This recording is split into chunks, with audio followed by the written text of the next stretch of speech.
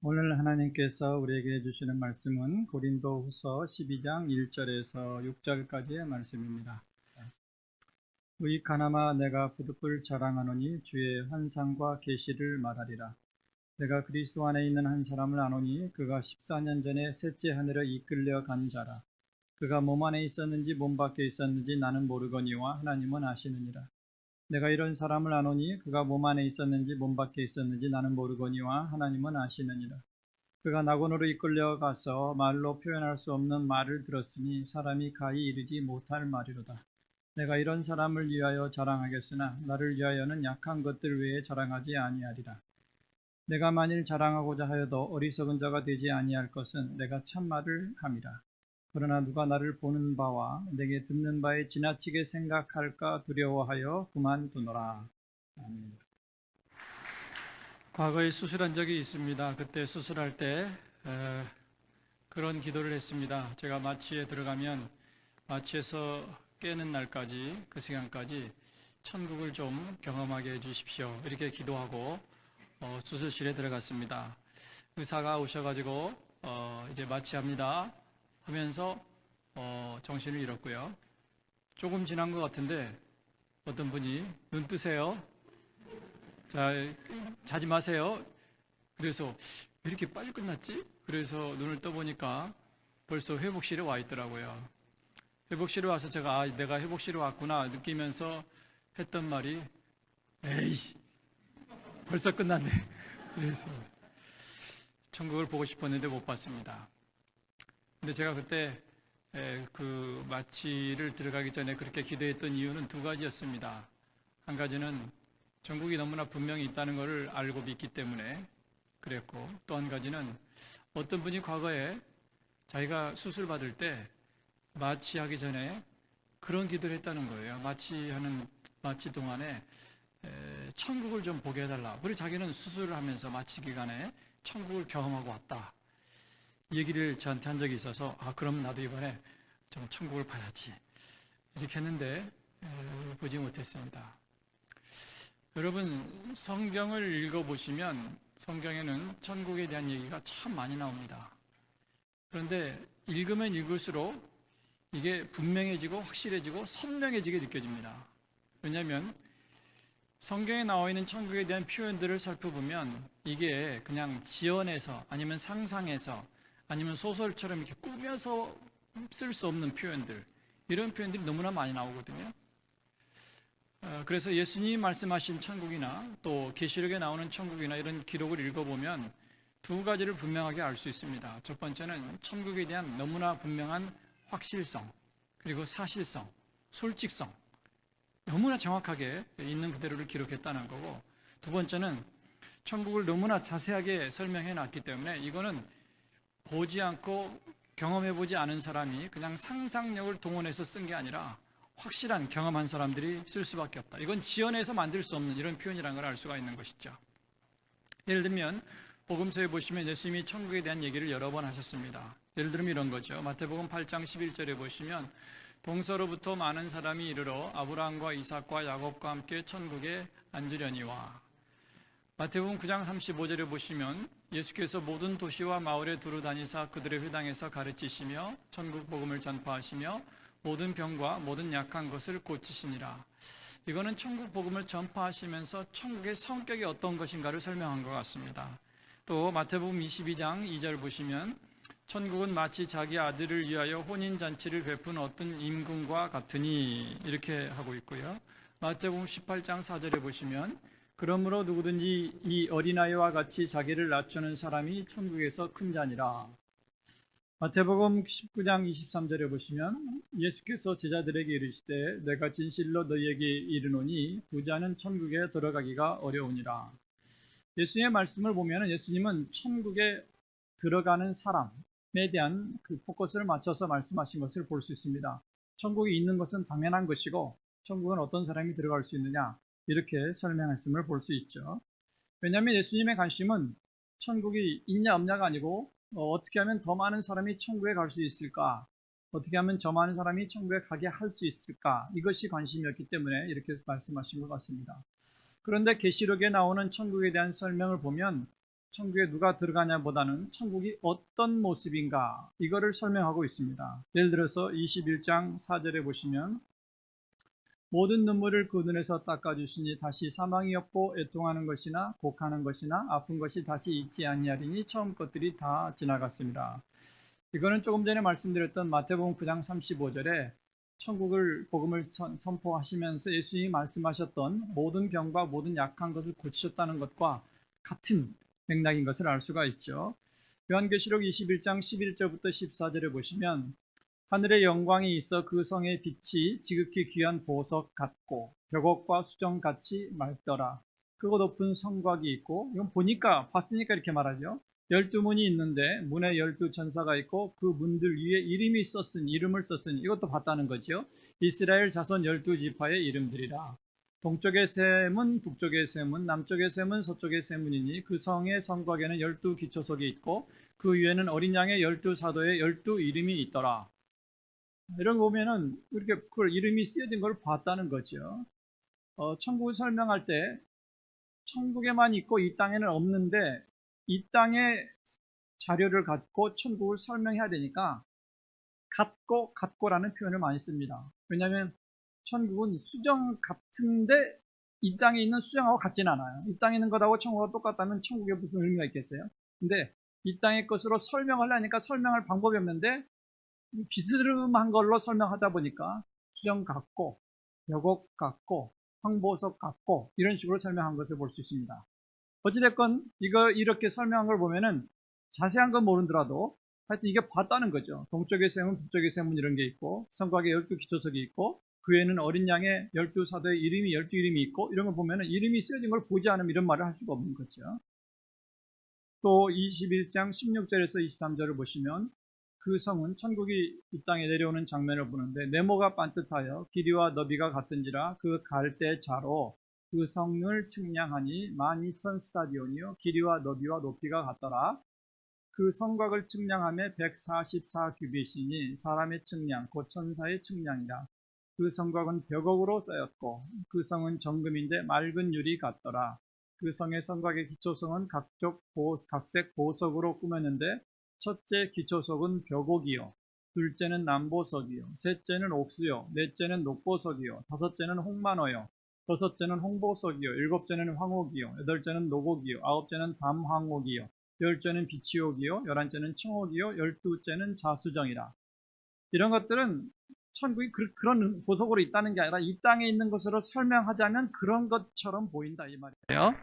그 12문은 12진주니 각 문마다 한 개의 진주로 되어 있고 그러니 진주가 얼마나 크겠어요. 성의 길은 맑은 유리 같은 정금이더라. 성 안에서 내가 성전을 보지 못하였으니 이는 주 하나님 곧 전능하신 이와 및 어린 양이 그 성전이심이라.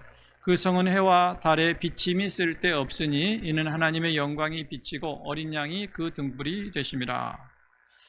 이거는 천국을 직접 보지 않으면 설명할 수도 묘사할 수도 없는 그런 정확한 표현이 나온 걸 보면은 야, 이거는 지연해서는 이렇게 못 만들겠다. 이렇게 그냥 생각이 되는 거죠. 또 계시록 4장 2절에서 4절을 보시면 사도 요한이 기록한 겁니다. 곧 내가 성령에 감동되었더니 보라 하늘의 보좌를 베풀었고 그 보좌 위에 앉으신 이가 있는데 하나님을 말하죠. 앉으신 이의 모양이 벽옥과 홍보석 같고 또 무지개가 있어 보좌에 둘렸는데 그 모양이 녹보석 같더라. 또 보좌에 둘려 24 보좌들이 있고 그 보좌들 위에 24 장로들이 흰옷을 입고 머리에 금관을 쓰고 앉았더라. 자, 이런 표현들 위에도 많이 있습니다만 이거 보면은 이거는 지어내서 쓴 게 아니다. 보고 듣지 않으면 이렇게 기록할 수 없다는 거죠. 근데 예수님은 천국에 들어갈 사람에 대해서 포커스를 맞춰서 설명을 했고 요한계시록에 보면은 천국의 모습이 어떤가 이걸 설명하고 있습니다. 이 두 가지는 서로가 조화를 이루는 것을 볼 수가 있죠. 왜 오늘 제가 이렇게 천국에 대한 말씀을 드리냐면 오늘 본문의 내용이 사도 바울이 천국에 갔다 온 경험을 기록한 내용이기 때문에 그렇습니다. 사실 사도 바울은 자기가 이런 체험을 한 거를 말을 안 하려고 애를 썼습니다. 왜냐하면 자기가 이런 말을 하면 사람들이 사도 바울을 와, 저 사람 대단한 사람이다 그러면서 사람을 주목하게 될까 봐, 그리고 예수님을 주목하고 예수님이 영광 받으셔야 되는데 자기가 영광을 가로챌까 봐 너무너무 조심스러워서 이런 얘기를 안 하고 감추고 있었습니다. 그런데 고린도 교회에 이 거짓 선지자들, 거짓 사도들이 나타나가지고 하도 자기 자랑을 많이 하고 내가 얼마나 능력 있는 줄 알아? 내가 얼마나 신령한 줄 알아? 내가 얼마나 똑똑한 줄 알아? 그러면 자기 자랑을 하니까 교인들이 막 휘둘리는 거예요. 그래서 사도 바울이 부득이하게 참고 참다가 자기 얘기를, 체험 얘기를 하게 되는 것이 바로 오늘 그가 경험했던 천국에 대한 얘기를 하는 것입니다. 자, 그렇다면 사도 바울이 체험했던 천국은 어떤 곳일까요?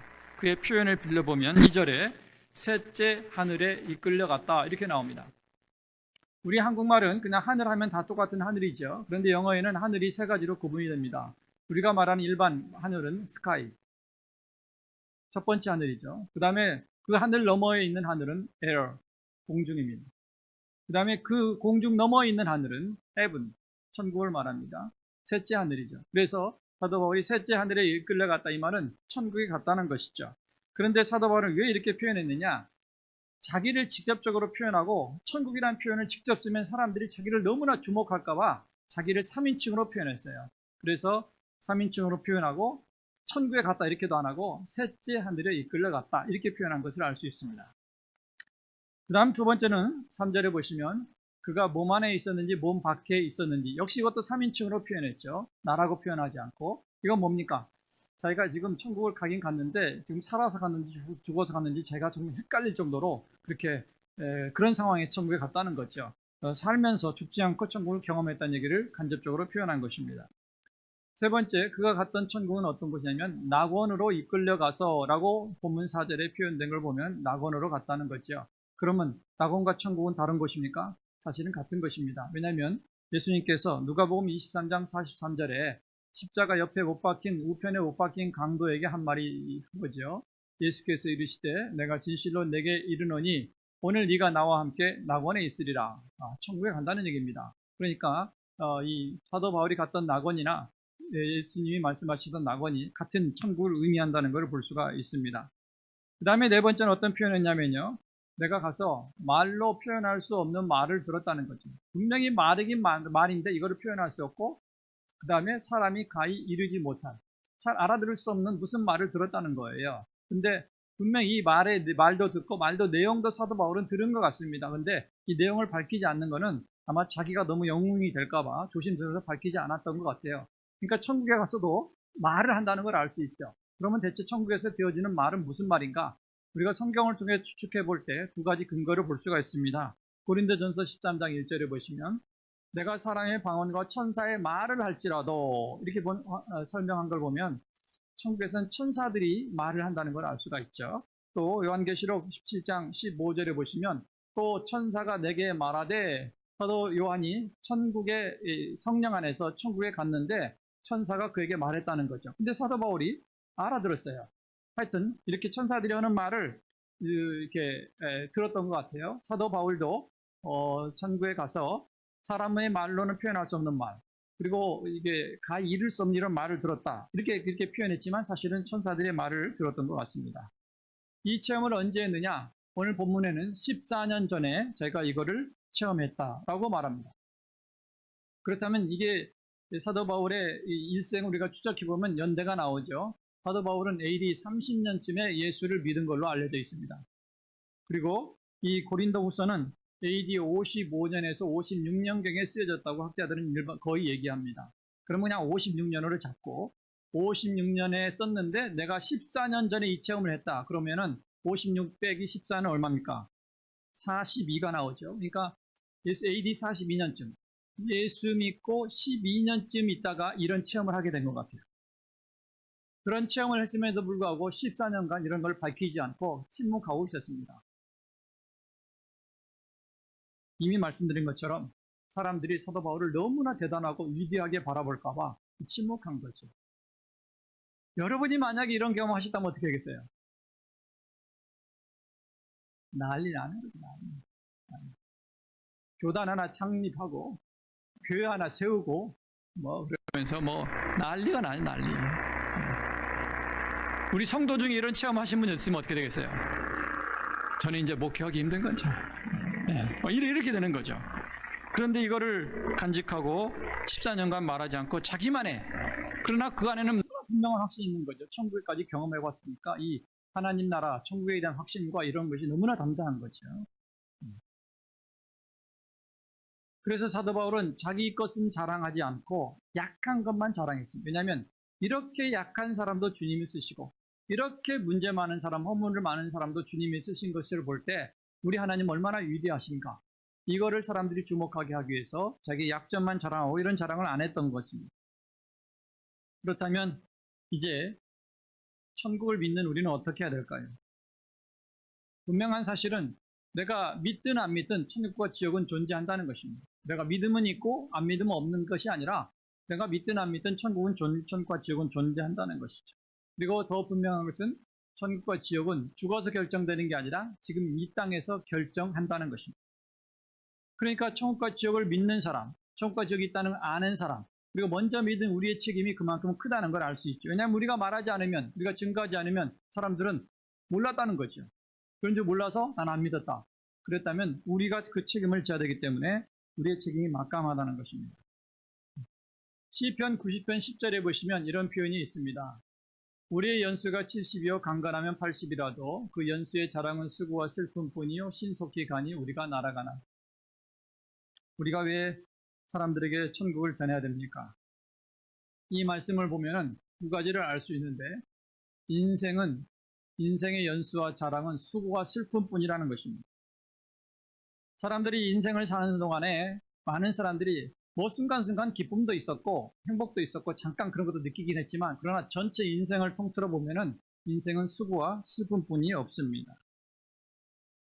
그러니까 이 땅에 이 수고와 슬픔의 인생을 사는 사람들이 영원히 이렇게 살면 안 되죠. 이 땅에 사는 날 동안에 수고와 슬픔만 아니라 천국을 맛보면서 천국의 어떤 그 경험을 하면서 살아야 되지 않겠어요?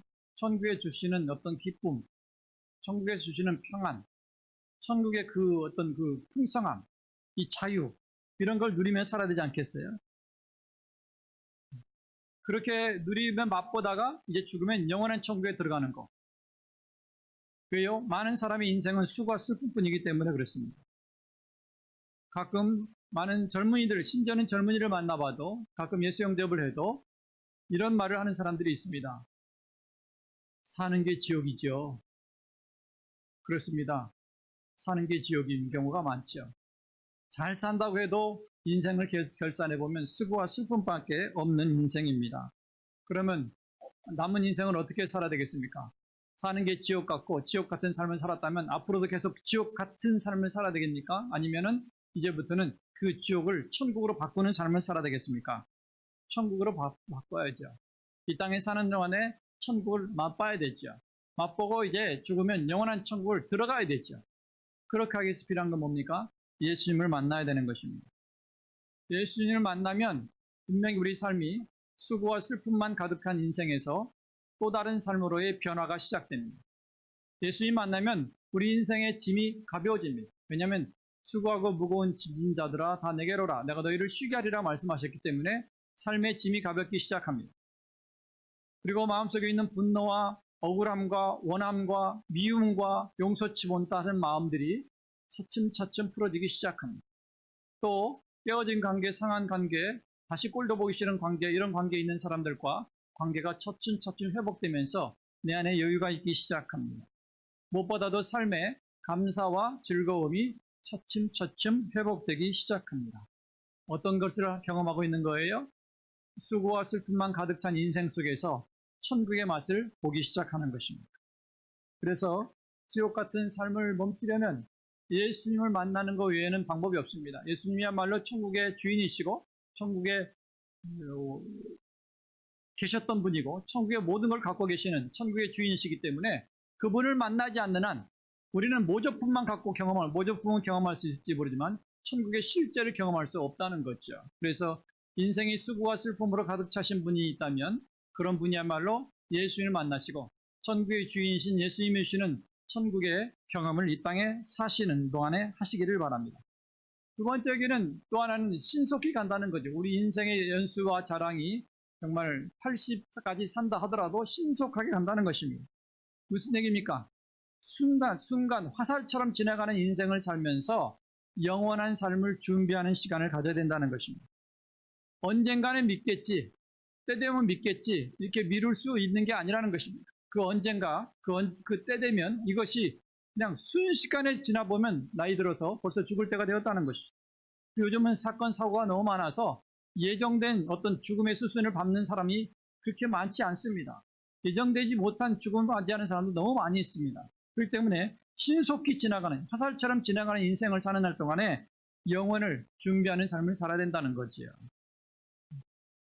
지금 여기서 영혼을 준비하지 못하면 우리는 죽은 다음에 정말 영벌에 처하면서 치명적인 후회를 가져오게 될 것입니다. 그런데 먼저 천국을 알고 천국을 믿고 천국을 경험한 우리가 이런 것을 전하지 않으면 사람들은 영생에 처하거나 아니면 영벌에 처할 수 있기 때문에 우리의 책임이 크다는 거죠. 그런데도 불구하고 많은 사람들이 전도하는데 또 말씀을 전하거나 복음을 전하는데 굉장히 힘들어합니다. 왜 이렇게 힘들어하는가 이렇게 얘기를 들어보면은 비신자들이 하는 방어 논리에 형편없이 휘둘리기 때문에 그렇습니다. 그걸 대응을 못해요. 그냥 그 말이 넘어가는 거죠. 그들의 논리에 반박을 못하는 것입니다. 물론 논리보다 강한 것은 사랑입니다. 우리가 정말 끝없이 사랑해주고 인내해주고 기도해주고 기다리면서 견디면 분명히 효과가 있을 거예요. 그런데 그렇다고 해서 기독교가 논리가 없느냐? 기독교처럼 논리가 강한 그 종교도 없습니다. 논리는 논리로 답변을 할 수 있어야 됩니다. 그냥 덮어놓고 믿어라. 의심하지 말고 믿어라. 이건 아니죠. 의심을 해도 증거가 되고 연구해봐도 맞고 과학으로 해봐도 맞고 뭔가 이렇게 기독교는 모든 면에서 어떤 형태로 질문을 해도 사실은 거의 답변이 가능합니다.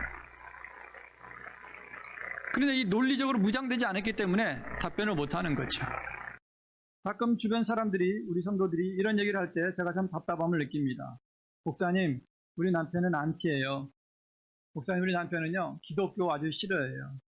우리 남편이 뭐라고 반박하면요 저는 그냥 꼼짝을 못하고 찍소리를 못하고 답변을 못해요. 이런 사람들은 전교인 밴드를 봐야 돼요. 전교인 밴드를 보면 목장 탐방을 하고 목장 탐방에서 어떤 질의응답이 나왔는지 어떻게 답변했는지 이런 얘기 막 이렇게 써 있습니다. 최소한 그거라도 보고 좀 대답을 연구하든지 이게 준비해야 되는데 답변을 못해요.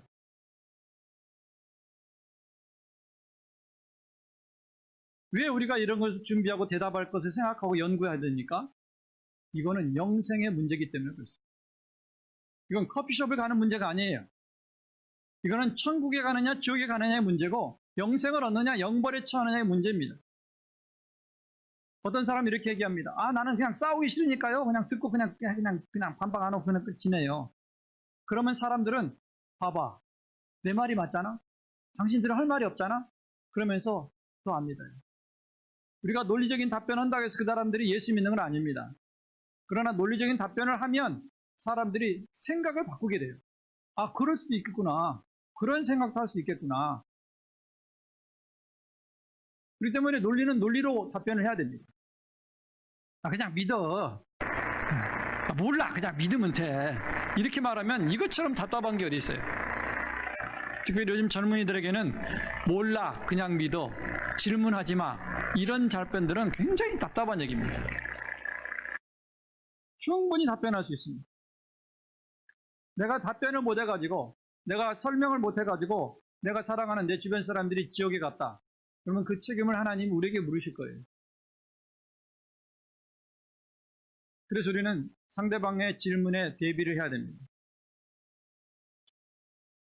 말씀드렸지만 내가 논리적으로 답변한다고 그들이 우리 예수 믿는 건 아니에요. 또 다른 논리를 갖고 나올 수 있어요. 그러나 그들의 방어 논리에 우리가 넘어가면 안 된다는 것이죠. 그래서 제가 지금까지 이렇게 많은 사람들을 만나보고 비신자들을 만나보고 또 이렇게 목장 탐방도 해보고 하면서 사람들이 가장 많이 하는 반박이 뭔가 제가 7가지를 뽑았어요. 제가 질문하면 여러분이 답변해보세요. 속으로. 물론 못하겠지만. 자, 첫 번째, 나는 예수 믿는 기독교를 왜 싫어하느냐. 10계명에 나 외에 다른 신을 섬기지 말라 했는데 나 이거 싫다. 기독교처럼 이런 기독교처럼 독선적이고 다른 종교를 인정하지 않는 이런 종교가 어딨냐. 나는 기독교 싫다. 뭐라고 하시겠어요?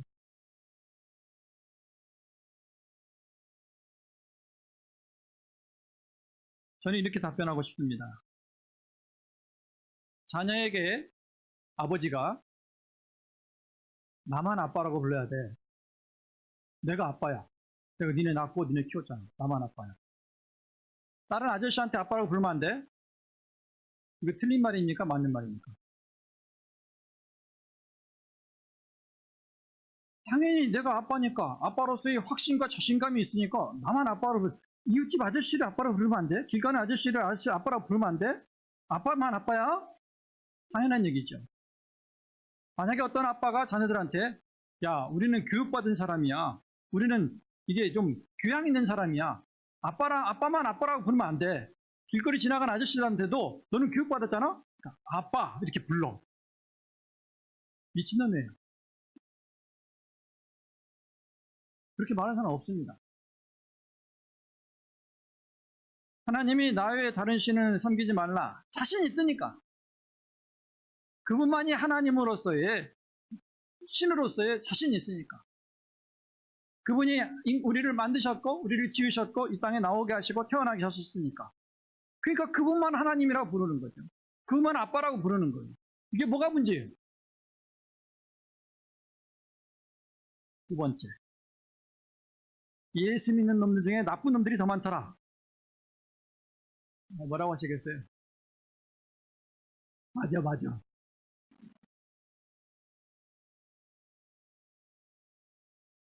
교도소와 교회는 비슷한 게 많습니다.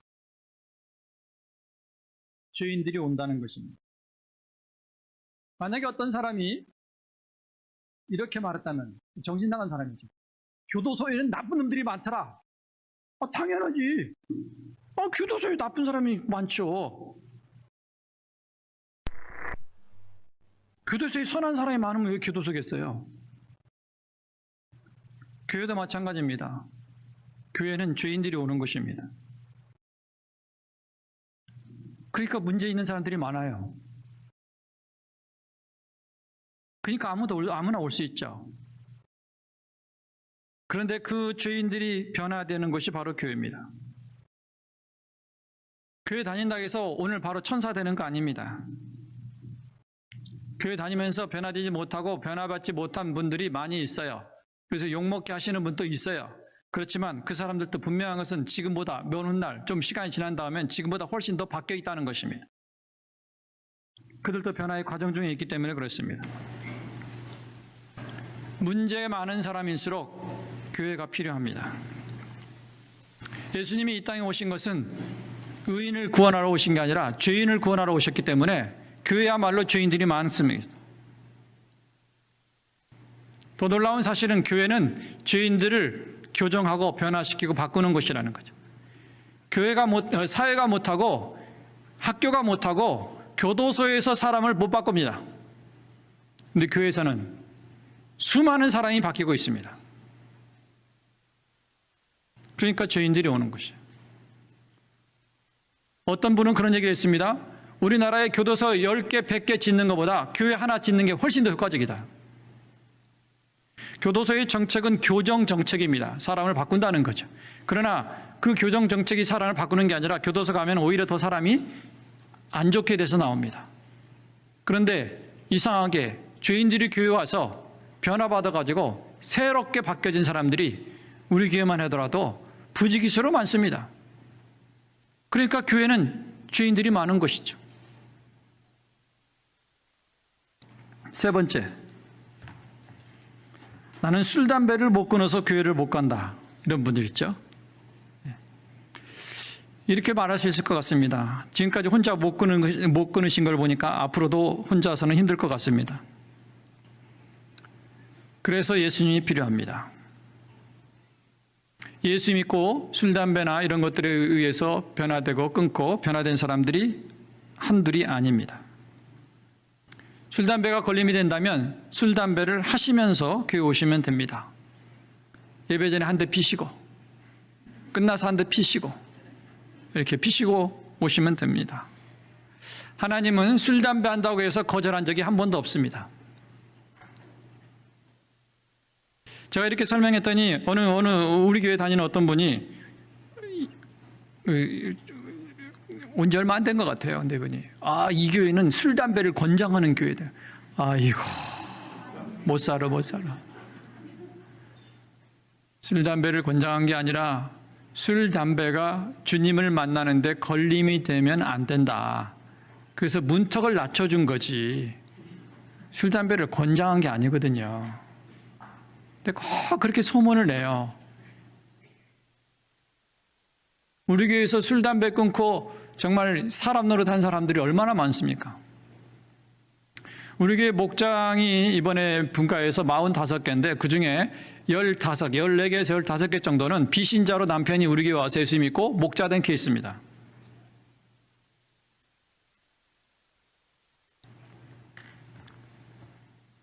믿음이 들어가면 이런 것들은 자연스럽게 변화가 되고 정리가 되게 됩니다. 그러니까 그냥 하면서 오십시오. 그렇게 말하면 됩니다. 네 번째, 교회도 돈 있어야 돼. 돈 없으면 교회도 차별받아. 돈 없으면 교회도 가면 안 돼. 뭐라고 하시겠어요? 돈보다 중요한 건 당신의 영혼입니다. 또 우리 교회는 헌금을 강요하지 않습니다. 헌금 안 하셔도 됩니다. 정하고 싶으면 나중에 천천히 하셔도 됩니다. 그래서 천국은 돈으로 사는 게 아니고 천국은 선물로 주셨습니다. 예수님이 우리에게 천국을 선물로 주셨기 때문에 돈 갖고 사는 게 아니기 때문에 언제든지 얼마든지 오실 수 있습니다. 또 이런 사람이 있습니다. 내 주변에 크리스찬들이 있는데, 교회 다니는 사람이 있는데 그 사람들을 꼴보기 싫어가지고 내 교회 가기 싫다. 그러면 좀 물어볼 필요 있어요. 어떤 부분이 꼴보기가 싫으세요? 그리고 이렇게 설명할 수 있죠. 크리스찬이라고 해서 다 천사는 아닙니다. 그들도 변화의 과정에 있고 앞으로 더 많이 바뀔 것입니다. 이 세상에서 어느 누구도 완전한 사람은 없습니다. 우리도 그들도 문제가 많은 거고, 그렇기 때문에 우리는 하나님이 필요합니다. 그리고 이렇게 물어볼 것 같아요. 저 같으면 그 꼴보기 싫은 사람이 도대체 몇 명이나 됩니까? 그러면 많으면 한 7, 8 아니면 한 5명 되겠죠. 최고로 많으면 40명이 있다고 합시다. 내 주변에 꼴보기 싫은 크리스찬이 40명이나 있어가지고 그 사람들 내가 꼴보기 싫어가지고 교회 가기 싫다. 저는 솔직한 통계를 얘기하고 싶어요. 그러세요? 그러면 우리나라에서 그 문체부에서 통계를 낸 게 몇 년 전 통계를 보면은 크리스찬이 개신교 967만으로 통계를 나왔습니다. 이거를 그냥 팍 줄여가지고 400만이라고 칩시다. 그러면 40명이 꼴보기 싫으면 400만을 40으로 나누면 10만 분의 1이에요. 자, 그러면 학생 몇 명 꼴보기 싫다고 진학을 포기하면 되겠습니까? 중학교 다니는 애들이 좀 문제를 일으켰다고 해서 나는 중학교 안 가. 그는 바보 같은 소리죠. 고등학생들이 좀 문제를 일으켰다고 해서 나는 고등학교를 안 갈 거야. 얼마나 바보 같은 소리예요. 다른 학교를 가면 되잖아요. 10만 분의 1도 안 되는 크리스찬 몇 명 때문에 내 영혼을 지옥에 가게 하는 것은 그건 바보 같은 짓이죠. 반면에 한국 역사를 봐도 그렇고 세계 역사를 봐도 그렇고 위대한 위인들, 엄청난 대단한 인류에 공헌한 사람들은 거의 대부분이 크리스찬이었습니다. 한국의 민족운 대표의 33인 중에 상당수는 거의 3분의 1 이상이 크리스찬이었고요. 또 한국의 개화 문명 시절에 또 이렇게 학교를 세우고 병원을 세우고 했던 모든 사람들은 다 선교사나 크리스찬이었습니다. 아직도 존경할 만한 훌륭한 크리스찬들이 너무나 많이 있습니다. 그 많은 사람은 보지 못하고 변화받지 못한 몇 사람을 보면서 자기 인생의 어둠을 갖고 이 지옥을 향해서 가고 있다면 이것처럼 어리석은 건 없죠. 본인의 마음에 상처가 있으니까 항상 어두운 것만 보는 거예요. 좋은 크리스찬, 훌륭한 크리스찬들이 얼마나 많이 있는지 알 수 없습니다. 6번째, 교회는 맨날 헌금 거두어가지고 자기 배만 채우고 사회봉사는 안 한다. 뭐라고 하시겠습니까? 내가 봐도 그런 측면이 좀 있는 것 같아. 그렇습니까? 저 같으면 이렇게 말할 것 같아요. 좋은 지적입니다. 그런데 우리가 정확하게 사실을 알 필요가 있습니다. 2019년 문화체육부에서 발표한 자료에 의하면 전년에 2018년 한국의 종교 현황이라는 자료를 발표했습니다. 이 자료에 보면 다 나와요. 사회복지단체 기독교 계통 249개, 불교 152개, 카톨릭 97개입니다. 요양원이나 요양병원이나 의료기관, 기독교 계통 196개, 불교 95개, 카톨릭 224개. 전 세계에 흩어져서 민간 외교관의 역할을 하고 선교 사역을 하는 사람들, 기독교 170개국에 2만 7천 명, 불교 30개국에 593명, 천주교 62개국에 171명, 원불교 23개국에 125명, 그냥 25명. 게임이 안 돼요, 게임이. 종교법인의 숫자를 보면은 기독교 663개, 불교 353개, 천주교 118개입니다. 종립대학, 종교에 관련되어서 세워진 대학, 기독교 109개, 불교 10개, 캐톨릭 15개. 옛날에 어느 장관은요, 그 사람은 정말 안티였는데 그 장관이 인터뷰에서 이런 얘기를 했습니다. 한국 기독교가 이 나라의 사회사업에 손을 떼면 대한민국은 망한다고 그랬어요. 그런데 왜 이런 건 알려지지 않았습니까? 예수님 때문에 그래요. 예수님 문제예요, 예수님이. 왼손이 하는 걸 오른손이 모르게 하라. 그러니까 그냥 우리는 은밀히 하고 이렇게 소문내지 않고 조용히 하고 하니까 이게 소문이 안 난 거예요. 근데 부처님은 그런 말 안 하셨거든. 단적인 예로요. 어느 불교에서 어느 스님들이 모여있는 모임에서 장기 기증을 했습니다. 스님들이 수백 명이. 엄청나게 뉴스가 나왔어요. 봐라. 우리 개신교 목회자들 1000명 넘는 모임에서 장기 기증했습니다. 90% 이상이 했어요. 뉴스에 안 나왔어요.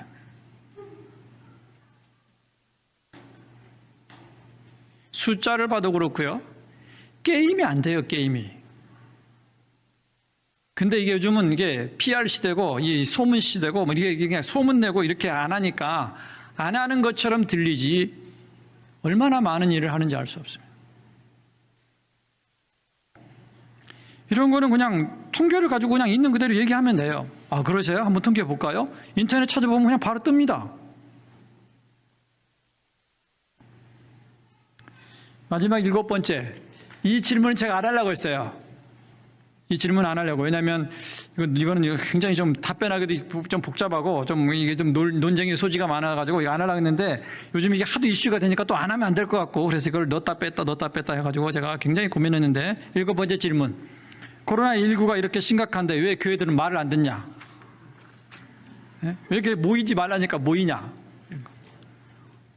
어떻게 답변하시겠습니까? 우리는 그동안 정부 지침에 적극 대응하고 오히려 선제적으로 대응해서 그동안 영상 예배로 드렸습니다. 모이지 말라고 할 때. 그리고 정부에서 생활 방역으로 바꿨을 때 방역 지침을 지키면서 모이기 시작했습니다. 회사도 그렇게 하고 식당도 그렇게 하고 자영업을 하는 사람도 그렇게 하고 일반 모든 사회가 생활 방역으로 바뀌면서 이렇게 하고 있는데 교회도 그렇게 하고 있습니다. 물론 일부 몇몇 잘못된 교회들이 그걸 지키지 않아서 문제가 되는 경우도 있지만 대다수의 교회들은 생활 방역을 잘 지키고 있습니다. 그리고 저는 이렇게 말할 것 같아요. 코로나19가 터진 이후부터 우리 교회는 매일 이 코로나19를 위해서 기도하고 있습니다. 지금도 매일 밴드에 코로나19 종식을 위한 기도문이 매번 올라옵니다. 매번 다른 기도문이 다르게 올라오고 있습니다.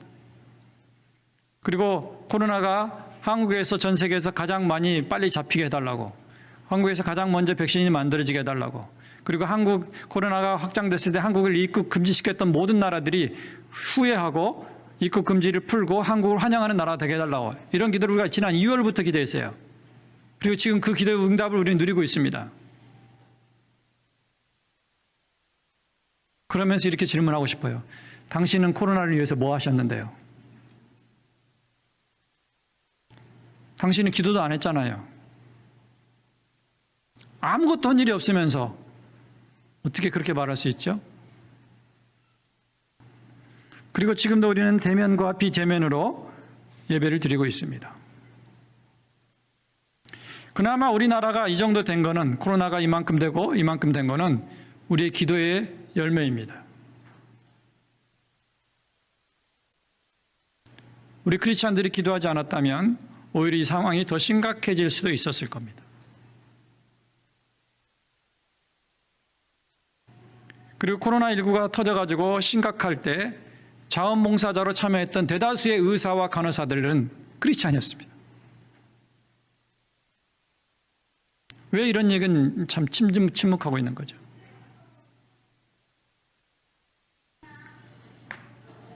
이런 얘기를 하려면 질문이 하도 끝도 없기 때문에 엄청나게 나오겠지만, 목장 탐방한 내용을 여러분이 보시면 되겠습니다. 지난 금요일도 목장 탐방을 했습니다.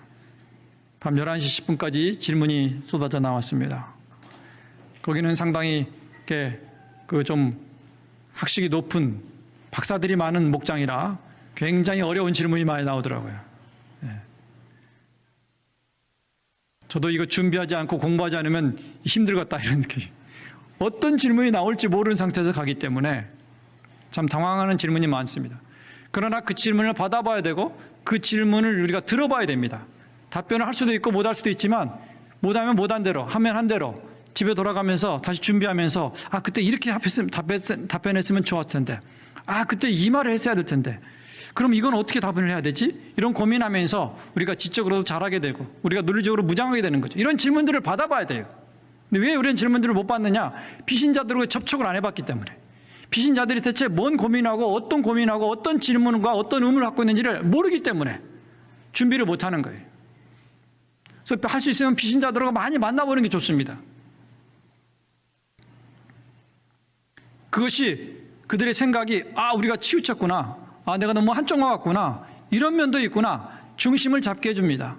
그러면 그때부터 우리가 하는 말이나 이런 것에 이제는 조금씩 귀를 기울여요. 당장 믿는다고는 안 할지 모르지만 귀를 기울이게 됩니다. 중심이 잡혀지면 우리가 하는 말이 들어갈 수 있어요. 그냥 싸우기 싫으니까 언젠가 그냥 믿으려면 언젠가는 믿겠지, 누군가가 전하겠지, 이건 아니에요. 의도적으로 비신자들을 만나서 나한테 마음껏 하라고, 교회 욕하고 싶으면 마음껏 하고 질문하고 싶으면 마음껏 하라고, 내가 다 들어주겠다고, 이런 넉넉함과 느긋함이 필요합니다.